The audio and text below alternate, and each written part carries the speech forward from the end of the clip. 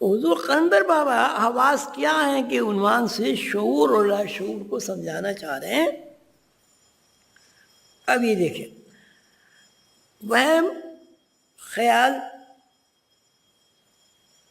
آپ کو پتہ چل گیا یہ بالکل لاشعوری چیز ہے. اب حضور خود ہی سوال فرماتے ہیں وہم کیا ہے، خیال کہاں سے آتا ہے،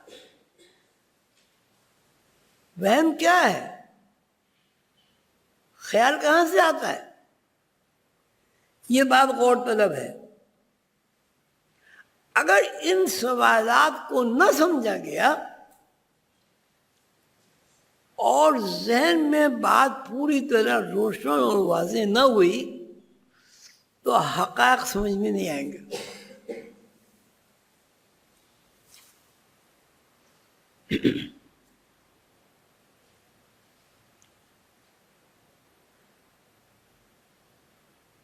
جبکہ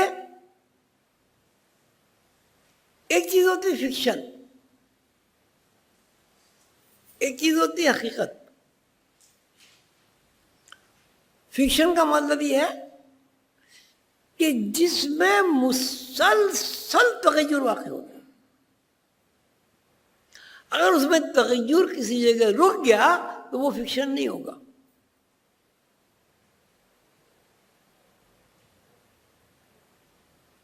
اگر تغیر رک جائے گا تو فکشن نہیں ہوگا.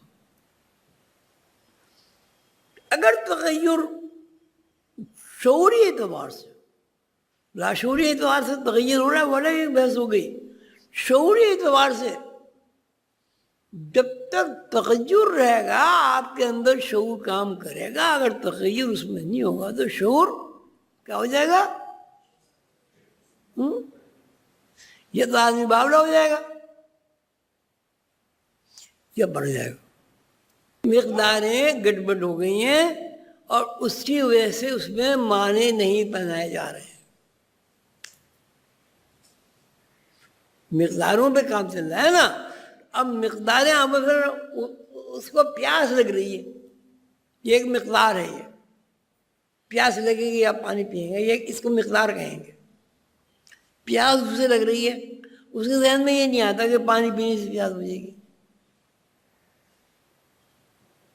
بھوک اسے لگ رہی ہے، اس کے ذہن میں یہ بات نہیں آ رہی تھی کہ مجھے روٹی کھا لوں گا تو چلو میرے بھوک رفع ہو جائے گی.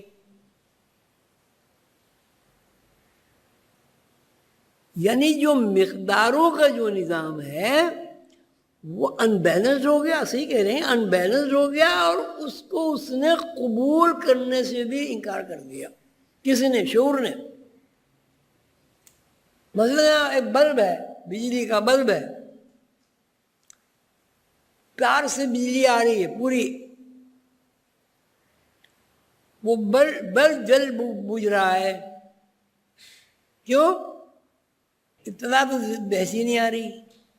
مقداروں میں کیا فرق پڑا؟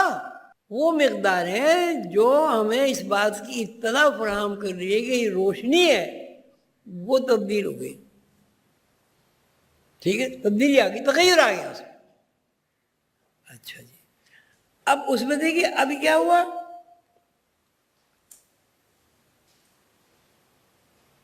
اب وہ کہتے ہیں ذہن میں خیال آیا. اب سوال یہ پیدا ہوتا ہے خیال کہاں سے آیا؟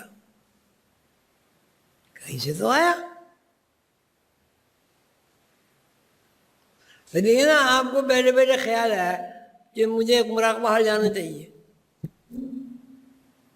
ٹھیک ہے، یہ خیال کہاں سے آیا؟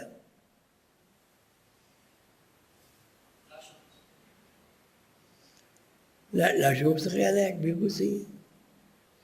جب تک ذہن میں کوئی خیال نہیں آئے گا، کھانے کا اگر خیال نہ آئے آپ کھانا نہیں کھا سکتے ہیں، پانی پینے کا خیال نہ آئے تو آپ پانی نہیں پی سکتے، کہیں جانے کا خیال نہ آئے تو اب جیسے آپ ماشاءاللہ صبح کو آتے ہیں تو اگر سو کے اٹھنے کے بعد آپ کو کلاس میں آنے کا خیال نہ آئے پھر نہیں آ سکتے. سیدھی سی بات ہے، ذہن میں ہی نہیں ہوگا. یا پھر کوئی آپ کو یاد دلا دے. اب جیسے ابھی مجھے یہ یاد نہیں تھا اتوار ہے، میں تو آرام سے بیٹھا ہوا تھا، جب کامران صاحب کی گاڑی آئی اس کی آواز سنی، ہو میں کہا آج تو اتوار ہے.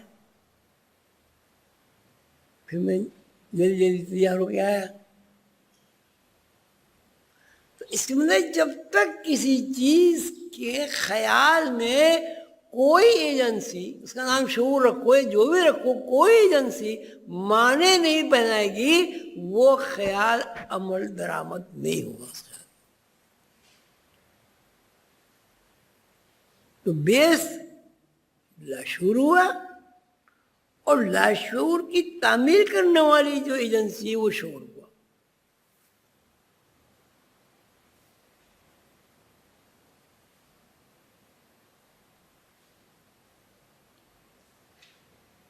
اب یہ تو بھائی بہت ہی مشکل مضمون ہے آج کا. تو یہ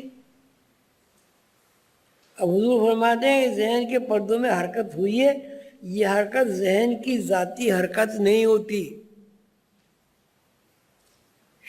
شعور کی ذاتی حرکت نہیں ہوتی. اس کا تعلق کائنات کے ان تاروں سے جو کائنات کے نظام کو ایک خاص ترتیب میں حرکت دیتے ہیں. یہ بہت مشکل، اس لیے اس میں نسمے کا ذکر آ گیا بھائی. ابھی اتنے اس کو اتنے کافی ہے. ماضی لا تسبوا الدہر ان الدہر هو اللہ. جی.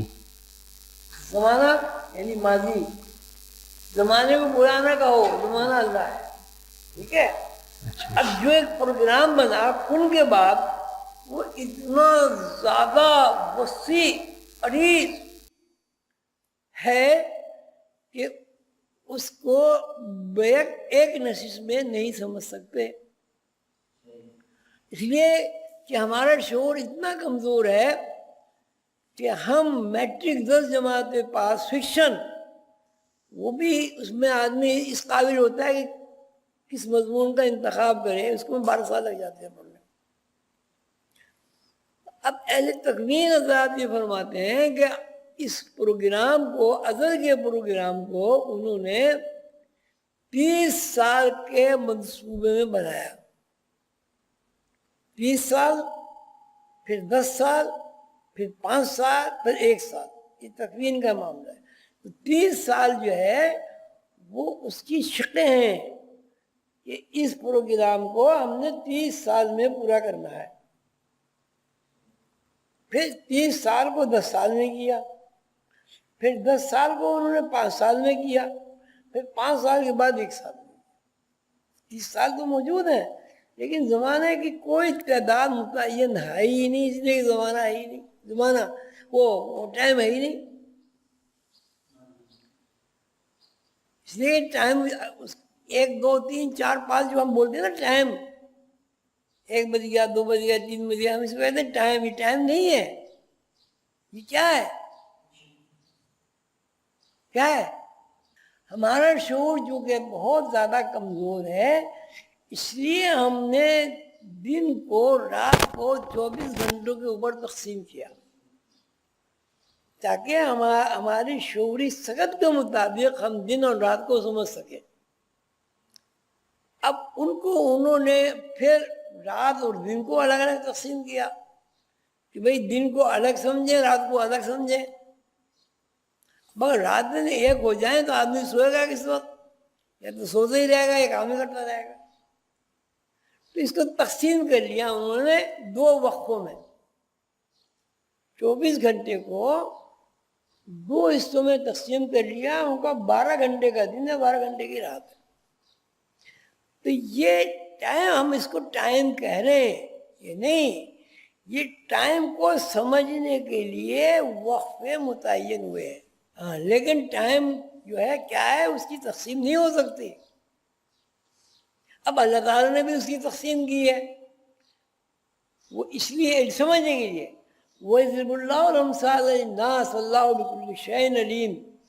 انسان کا شعور جو کہ کمزور ہے، اس لیے اللہ تعالیٰ مثالیں دے کر بیان کرتا ہے. وَيَضْرِبُ اللَّهُ الْأَمْثَالَ لِلنَّاسِ وَاللَّهُ بِكُلِّ شَيْءٍ عَلِيمٌ.